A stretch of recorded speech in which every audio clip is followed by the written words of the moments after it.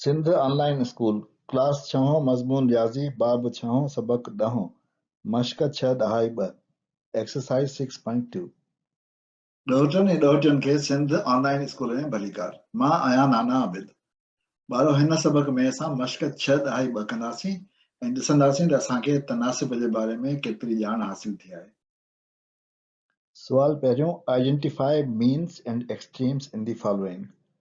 हिननि ॾिनल में असांखे विचां रुकन ऐं एक्सट्रीम्स यानी पुछड़ियूं ॻोल्हणियूं आहिनि। सो ॿारो हीउ सुवाल त सवलो आहे, मां तव्हांखे हिकिड़ो ॾेखारियां थो, बाक़ी तव्हांखे पाण खे असांखे ख़बर आहे त जेके आख़िर में हूंदियूं आहिनि उहे पुछड़ियूं हूंदियूं आहिनि ऐं जेके विच वारा हूंदा आहिनि उहे विचां रुकन हूंदा आहिनि। सो अहिड़ी तरह सभिनी में तव्हां करे सघो था। इहो आसान सुवाल आहे। क्वेश्चन नंबर 2 आहे, decide whether the four numbers given in each of the following are in proportion or not। फ़ैसिलो करे ॿुधायो त 4 अदद जेके हिन सभिनी में ॾिनल आहिनि हर हिक में उहे प्रोपोर्शन में यानी तनासिब में आहिनि या न। इहो फ़ैसिलो करण लाइ असांखे पहिरियों उसूल इस्तेमालु करणो पवंदो, यानी असांखे ॾिसणी पवंदी ज़र्ब उपत विचनि जी ऐं पुछड़ियुनि जी।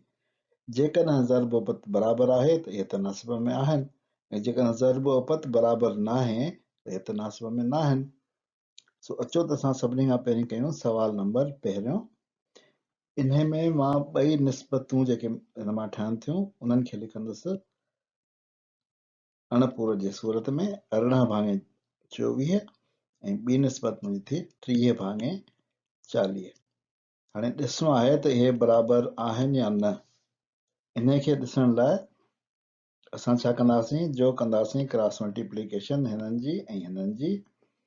सो हिते जेका आहे हिन ईंदी असां वटि जेकॾहिं 24 ऐं 20 खे 30 खे ज़र्ब कंदासीं त इहा ईंदी असां वटि विचनि जी ज़र्ब उपत ऐं उहा असांजी बराबरि थींदी 24 ज़रबिया 30 बराबरि 720।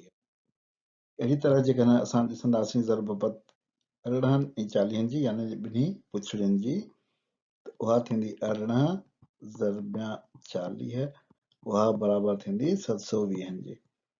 छाकाणि जो ही ॿई बराबरि आहिनि उन जे करे हिते असांजो सवालिया निशान ख़तमु थी वियो। असांखे ख़बर आहे त ही बराबरि आहिनि ऐं जवाबु उनजो थींदो असांजो यस, ही ॿई तनासिब में आहिनि। ॿियो सुवाल असां कयूं था चौथो नंबर। इन खे बि साॻी तरीक़े सां असां अणपूर वारियूं निस्बतूं लिखंदासीं। 15 भाङे 20 हिकिड़ी निस्बत थी ऐं ॿी थी 16 भाङे 21। इन खे ॾिसणो आहे त उहे बराबरि आहिनि या न।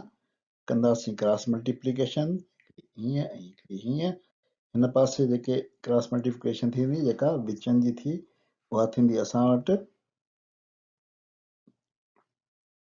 20 ज़रबिया 16 320 ऐं जेका असांजी पुछड़ियुनि जी मल्टीप्लिकेशन थींदी 15 भाङे 21 जी उहा असांजी थींदी 15 ज़रबिया 21 इहा थींदी 315। ही ॿई बराबरि कोन आहिनि उनजे करे हिन जो जवाबु थींदो नो, इहे तनासिब में न आहिनि। Question number 3, find the value of x in the proportion. हिन निस्बत में x जी रक़म ॻोल्हणी आहे, x जो मुल्ह ॻोल्हणो आहे त केतिरो आहे। इन खे बि असांखे ख़बर आहे त क्रॉस मल्टीप्लिकेशन करे कंदा आहियूं, तव्हांखे ॾेखारे चुको आहियां। त हिनखे असां लिखंदासीं 2/x इज़ इक्वल टू 3/7। उन खां पोइ असां कंदासीं क्रॉस मल्टीप्लिकेशन ऐं उन खां पोइ छा कंदासीं, जो असांखे जेको अण मिलियल यानी अण जेको ॻोल्हणो आहे अदद जेको असांखे नामालूम आहे उन खे लिखंदासीं, निशानी ईंदासीं अणपूर जी, उन जे जेको ऑपोज़िट आहे उन खे लिखंदासीं छेद में ऐं ॿिया ॿई ज़र्ब करे असां लिखंदासीं हंस में। हाणे असांखे मिली वियो जवाबु, हाणे त बाक़ी सिर्फ़ु हल करणो आहे। Question 5, find the mean proportion in the following. हेठियनि जा विचां रुकन मालूम कयो। ॿई विचां रुकन हिकु जहिड़ा आहिनि, उहे ॾिनल कोन आहिनि, उहे मालूम करणा आहिनि। असां कयूं था सवाल नंबर ॿियो। इन सवाल में असांखे 18 ऐं 32 छेड़ा ॾिनल आहिनि ऐं विचां रुकन कोन ॾिनल। शुरू कंदासीं असां सभिनी खां पहिरीं तनासिब ठाहींदासीं। जेको तनासिब असांजो ठहंदो 18 is to x is equal to x is to 32 असांखे विचां रुकन मालूम कोन आहिनि उन जाइ ते असां x लिखियो आहे हिन खे हाणे असां लिखंदासीं अणपूरक जी सूरत में जेको थींदो असां वटि 18 upon x is equal to x upon 32 cross multiplication तव्हांखे ख़बर आहे त कबी आहे क्रॉस मल्टीप्लिकेशन सां मूंखे जेको आहे हिते मिलंदो x into x x square थियो ऐं हिते मूंखे मिलंदो 18 into 32 हाणे जेको आहे इहे ॿई बराबरि हुअणु खपनि छो त ॿई असांजा तनासिब में आहिनि ऐं तनासिब में विचनि जी ऐं छेड़नि जी ज़रबत बराबरि हुअणु खपे सो असांजी इक्वेशन जेका आहे उहा ठही वई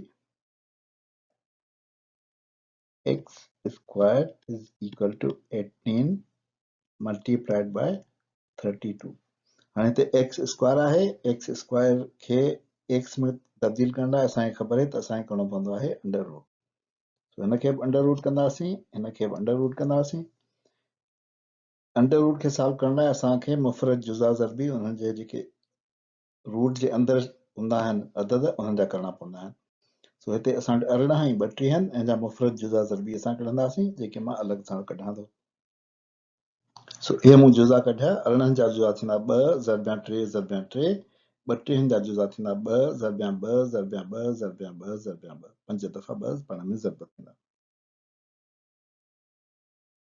हाणे मां हिते 18 जी जाइ ते इन जा जुज़ा लिखंदुसि ऐं 32 जी जाइ ते उन जा जुज़ा लिखंदुसि सो मां हिते लिखी सघां थो त x स्क्वायर जेको आहे उहो अंडर रूट में छा थी वेंदो x थी वेंदो हिते मां लिखी छॾियो सम्झंदो x बराबरि आहे हिते मां रूट अञा सॉल्व कोन कयो आहे रूट जो निशान लॻाईंदुसि 18 जा जुज़ा लिखंदुसि पर पाण पहिरीं जेको आहे उहो हीउ लिखंदुसि उन खां पोइ हीउ जुज़ो लिखंदुसि सो मां लिखणु शुरू कयां थो 3 ज़रबिया 3 ज़रबिया 2 हे थिया मुंहिंजा 18 जा जुज़ा उन खां पोइ मां लिखंदुसि जुज़ा हाणे ही इनखे मां ॿिए रंग सां थो लिखां जीअं असांखे क्लियर ख़बर पए वाज़े रहे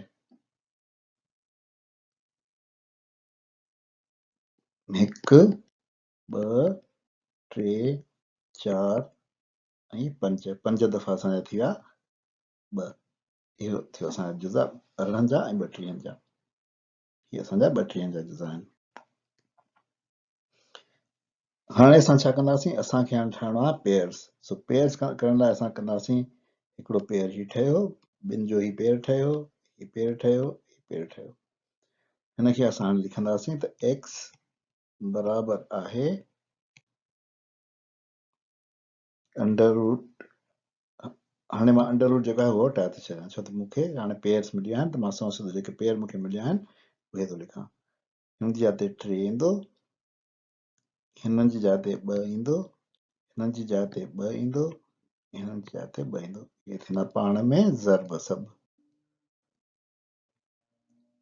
सो जवाब छा थींदो 3 × 6 6 × 12 ॿिए 12 24 हीउ असांजो थींदो जवाब ऐं असांजी जेका आहे तनासिब जेको आहे उहो थींदो जेको असांखे लिकल आहे जंहिंमें ॿ जुज़ा ॿ रुकन उहो थींदो 18 is to 24 is equal to 24 is to 32